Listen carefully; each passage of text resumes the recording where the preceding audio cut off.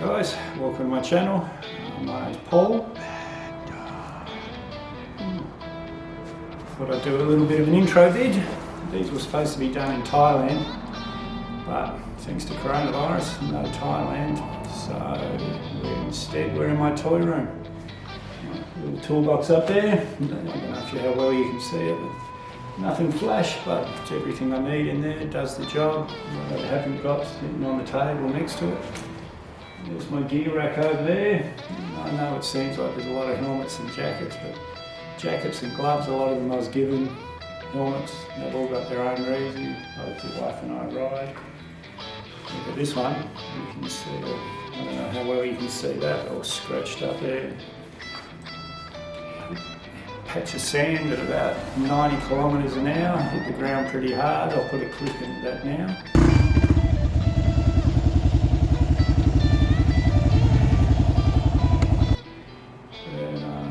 These are the bikes here, nice little scooters around the corner, and that'll do for this part, and I'll show you the bikes now.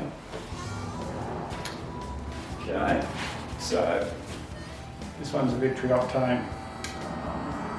Same company as Indian. In fact, Polaris cancelled the Victory brand to concentrate on Indian. This was one of 12 sold in Western Australia, so I'm told before they cancelled the brand. It's the Indian Scout was built on this platform. This was the original. The Scout came second, but this has got a different bottom end, I understand, and a modified gearbox, so it's a lot quicker. The only Harley that even comes close to this on paper is the V-Rod. That thing's made for going in a straight line. This thing just corners. I go through traffic like it's on rails. It's an amazing motorcycle to ride. It's pretty much stock, except I put the Maverick Crusher slip-ons on, and it's got a high flow airbox. Apart from that, it's stock. These sound incredible, sound unbelievable, but that's not the reason. That with the airbox there's a possible 10% increase in horsepower and a big jump in torque. But I love this little bike. It's amazing, 1200cc. It looks tiny, but this thing goes. There's not many people are surprised. I get out mates on sports bikes and things, they're surprised. They're really surprised. Well, that's the Victory. Okay. This one's my KLR 650. When I first decided to do this ride, I'm riding from Dakar, Bangladesh to Mongolia. I've got 7 weeks, giving me 7 months off. It's the whole reason for this channel. I'm hoping we can make this channel work. I won't have to go back to work. They're bringing in a contractor that'll do my job. If the channel works, they just give the contractor my job. If the channel doesn't work, then I've got a bit of a fallback, which people tell me that's cheating, but better than nothing. Now, I put these guards on, and as you'll see in the video, as you saw in the video that I put on them before, they did their job, they paid for themselves. Got these spotlights, these things will make nighttime look like day. Not that I'm planning on riding at night on the trip, but if I do get caught and have to, these things will turn daylight into night. Have the chain guard manufactured. Had a few mods on the handlebars, HMS Gibb, handguards, Pro Taper handlebars, original handlebars up there, just made with aluminium, not very strong at all, but these things are great, and they've all proved themselves. That accident that you saw the clip of, that was, we were doing 80 or 90 through the bush, and I just hit that patch of sand. I had my toolbox on top. I should have added in side bags, toolbox on top. Once that weight started going, I was down. And yeah, but it was a learning thing. Broke 3 ribs. I was off work for 7 weeks, I think. Still, actually it's not so bad now, but it took a while to heal. So yeah, the whole plan is going to fly this into Dakar, Bangladesh, and then from there I'll ride straight east into the northeastern states of India. I really wanted to see the northeastern states. And the original plan was I was going to fly into Mumbai, go to a place called Chakan where the KTM factory is. Bajaj Motors, they make all the smaller KTMs, all the 390 Dukes, things like that. And I was going to buy, it's just been released now, but when I was planning this, they hadn't even been released yet, which is a 390 Adventurer.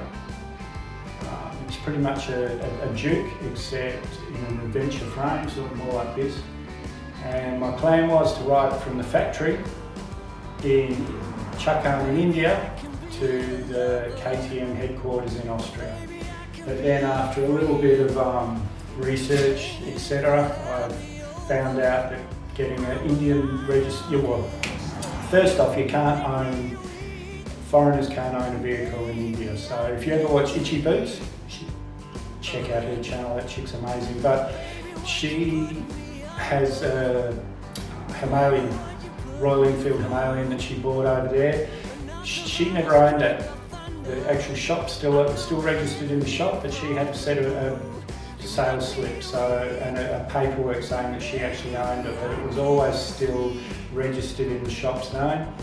And also, you can't get across Pakistan, doesn't matter how you do it. If you put the vehicle in the back of a truck, as far as I know, you can't do anything to get across Pakistan with an Indian registered motorcycle.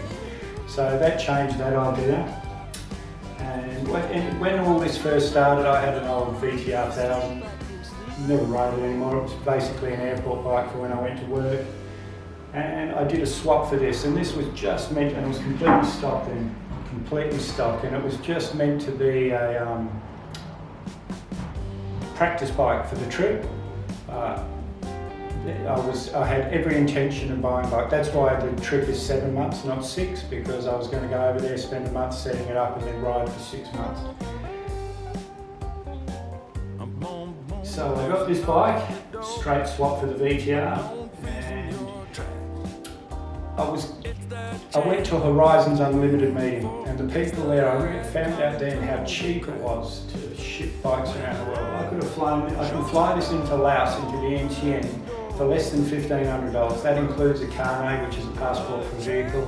That includes all the fees and charges. I just go in there, turn up at Vientiane, through Bullets Freight by the way, but I just turn up in Vientiane, sign some papers, and again, that was the original plan for this bike. Once I decided against the KTM, it was supposed to be Laos. Now, getting through Myanmar, from what I gather, all my research, if you go fly into Myanmar, you get a month's visa and you can rent a bike, you can ride around that country free as a bird for a month. But if you go through with your own registered, a foreign registered motorcycle or any vehicle really, you've got to have guides. And even if you're in a group, it's still going to cost you $250 a day each for those guides. And it's going to cost me enough to get through China as it is. So Bhutan, I would have loved to have gone into Bhutan, but again, you've got to pay just to be in that country whether you've got a vehicle or not. I guess that's why it's the happiest country in the world, because they don't have a bunch of idiots running around. And so I decided on Dakar, so I'll head straight east from Dakar into the northeastern states. I'll spend a month doing the northeastern states of India, and head through the bottleneck, Sikkim. I'll do a month doing Nepal and the north central states, and then by then it'll be the middle of May, end of May, and the Ladakh loop will be open in Kashmir, Punjab, Kashmir. I'll do that. That's the highest, second highest, third highest motorable mountain passes in the world. It's really, it's kind of the mecca for Indian bikers, so I'll do that. And I'll cross into Pakistan, then up through China. Again, you need guides through China. It's going to cost me, from what I gather, if I can find a group, around $1,200 just to do 220 kilometres an hour, and that's without petrol, accommodation, food and everything. That's just what China charges you for having your vehicle in the country. Then into Kyrgyzstan, down into Tajikistan, I'll do the Pamir Highway, Batum Valley. In Pakistan I'll be doing the Karakoram Highway, that's worth mentioning. And then I'll do the Pamir Highway, the Bartun Valley, then back into Kyrgyzstan, up into Kazakhstan, into Russia, into Mongolia, across the Gobi Desert, and Almaty will be the end of the trip. I was going to try and do the Road of Bones and the BAM Highway in Russia, but I'm nowhere near ready to be doing that sort of thing solo. So yeah, that's the trip basic. It's been a year and a half in the planning so far. It's 11 months away, coronavirus allowing, but by the sounds of things I'm going to have to put it off, but let's hope that they sort this out before then and I can still keep going. And that's the KLR.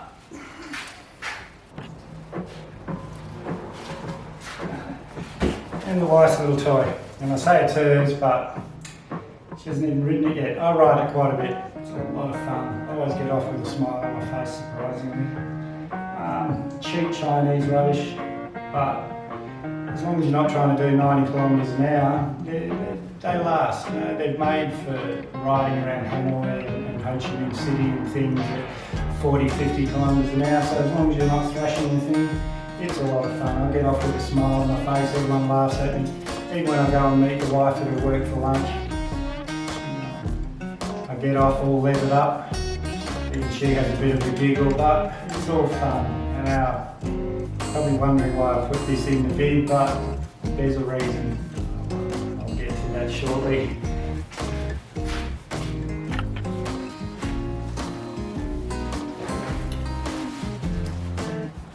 Okay, so that's the toy room.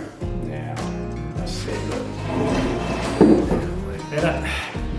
Okay, so I said there was a reason for showing you the little scooter. As much fun as it is, I'll show you that. I've invested a bit in this.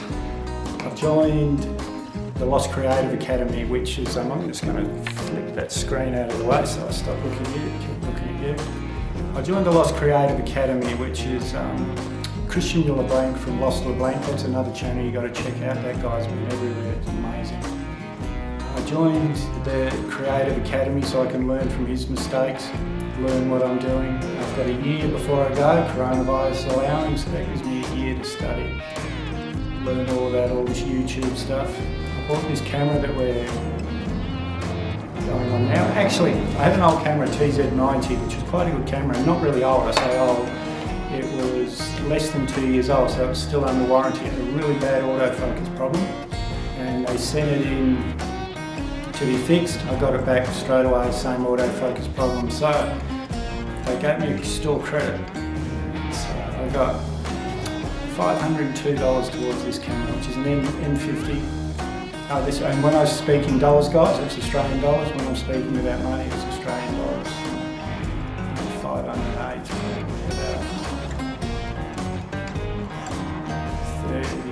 about 30 cents. It's 300 US about.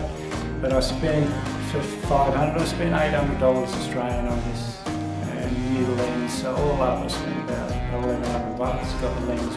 Just happened to be at one of those day specials at Camera House in Leederville. It's one of those day specials where if I hadn't turned up there on that day, it would have cost me maybe $150, $160 more. So that was lucky. But then I had an old laptop, and the only editing program that would run was like GoPro Studio or VSDC. It wouldn't do anything more powerful than VSDC, but it had a CD stuck in the drive, and it was one of my favourite CDs. So I went into the shop and said, "Look, guys, can I get this CD out?" And they looked in the computer and they said, "You know, you've still got 3 months warranty on this." And I said, "Oh, send it in," because I paid for that extended warranty. I always pay for that extended warranty, especially on laptops, worth every cent. And when it got in there, they couldn't fix it, so I think that laptop cost me about $520, but because it was the replacement value, the camera was what I'd paid, the warranty on that, but this one, it was the replacement value, so it's now $638 for this laptop. So that was $638 that I put towards a really, really good laptop. I got an Acer Nitro 5. And please guys, I'm not tech savvy, I know nothing, but the upgrades I did, I got a 581 gigabyte SSD hard drive installed, and I had the RAM upgraded to 16 gig, and that runs Premiere Pro like a pro. No freezing. It exports in no time whatsoever. Even when I was using GoPro Studio on my decent laptop years ago, it'd take 15-20 minutes sometimes, at least 5 minutes to export. This thing's done in a few minutes. That laptop all up with all the upgrades, and I paid for the 3 years extended warranty, like I said, I always do with laptops. That thing cost me the same as that little scooter. So that's a long story to get to where we are, but that's the whole reason I showed you. Not the whole reason, but that was one of the reasons that the laptop and that bike cost the same amount of money. It's amazing. But I think I've talked enough now. Let's hope this coronavirus thing finishes soon so we can all get back on the road. I've still got Thailand booked, just had the dates cancelled, so as soon as we get clear, I've got a holiday already paid for the wife. No, she's not coming on the big trip with me. You figure she's Colombian. So if I did South America, she'd come with me, but thousands of people do South America, so if I'm going to make this work in 7 months, I have to do something pretty extreme, so we're off on my own. She'll meet me a couple of places along the way. You'll see her on the videos. And yeah, so that's about all I can tell you for now. So I'm going to go and have a play on Premiere Pro and see if I like this video. Ciao.